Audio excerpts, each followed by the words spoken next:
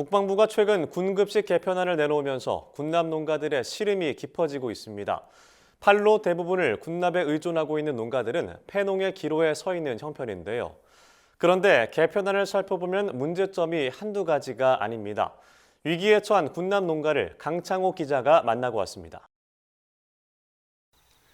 군급식은 오랫동안 농가들에게 중요한 판로였습니다. 하지만 최근 국방부가 일방적으로 군급식 제도를 개편하며 군납 농가들이 위기를 맞았는데요. 군납 농가를 직접 만나 이야기를 들어봤습니다. 경기 연천군에서 18년째 느타리버섯 농사를 짓고 있는 이원조 씨. 이 씨는 생산량의 90%, 사실상 거의 대부분을 군부대에 납품하고 있습니다. 그런데 최근 국방부가 일방적으로 군급식 제도를 개편한다고 발표하며 이 씨는 큰 위기를 맞게 됐습니다. 국방부는 군급식 조달 체계를 현행 공급자 위주에서 수요자 중심으로 바꾸고 수의계약 방식을 경쟁입찰 방식으로 전환하겠다고 밝혔습니다. 문제는 경쟁입찰 방식으로 전환될 경우 군대에 농산물을 납품하던 농가들이 하루아침에 판로가 끊길 위기에 처했다는 점입니다. 이 씨는 국방부 발표대로 군급식 제도가 개편될 경우 농사를 접을 수밖에 없다고 호소했습니다.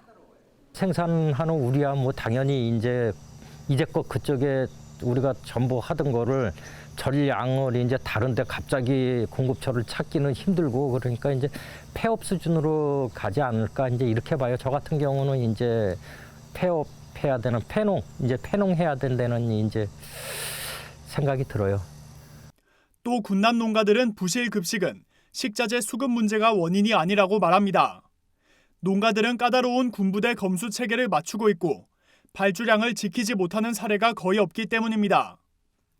군부대의 배식 실패, 조리 능력 부족 등 주된 이유를 뒤로 한 채 농가에만 부실급식의 책임을 묻는 것은 문제가 있다는 겁니다. 군납 농가들은 국방부 군급식 제도의 신뢰도가 떨어진다고 지적하고 있습니다. 제도가 안정적으로 추진되지 않는다는 겁니다. 실제로 지난 2011년 국방부는 반위탁급식 사업을 추진하다 1년 만에 백지화했습니다.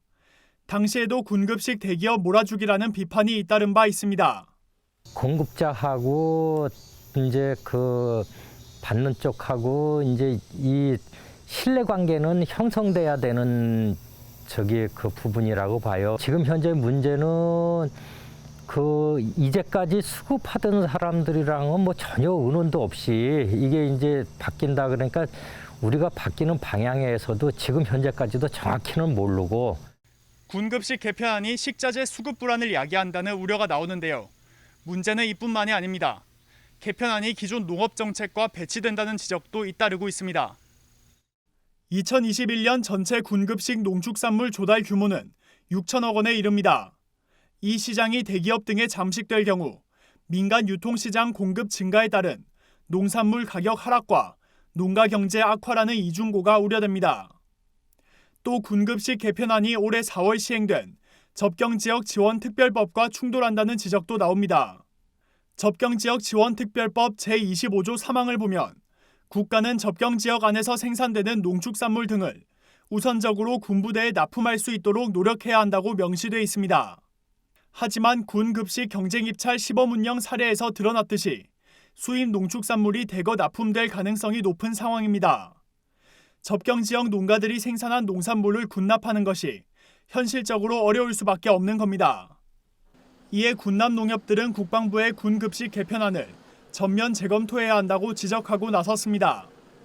경쟁입찰 체계를 도입할 경우 저가 경쟁에 따른 장병 급식질 저하가 우려되는 데다 안정적인 공급 체계를 유지할 수 없기 때문입니다.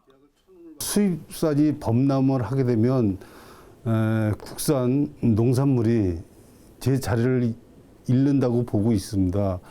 왜 그러냐 하면 우리가 신선한 채소를 생산해서 공급해 왔는데 수입 농산물로 인해서 값이 경쟁력이 맞지가 않습니다. 그러면 국내에서는 농사를 질 수 없다는 생각까지도 갖고 있습니다. 농가 판로와 농산물 수급에 중요한 역할을 하고 있는 군급식 제도. 기존 제도를 섣부르게 바꿀 것이 아니라 제대로 된 진단과 논의를 통한 개선이 필요해 보입니다. NBS 강창호입니다.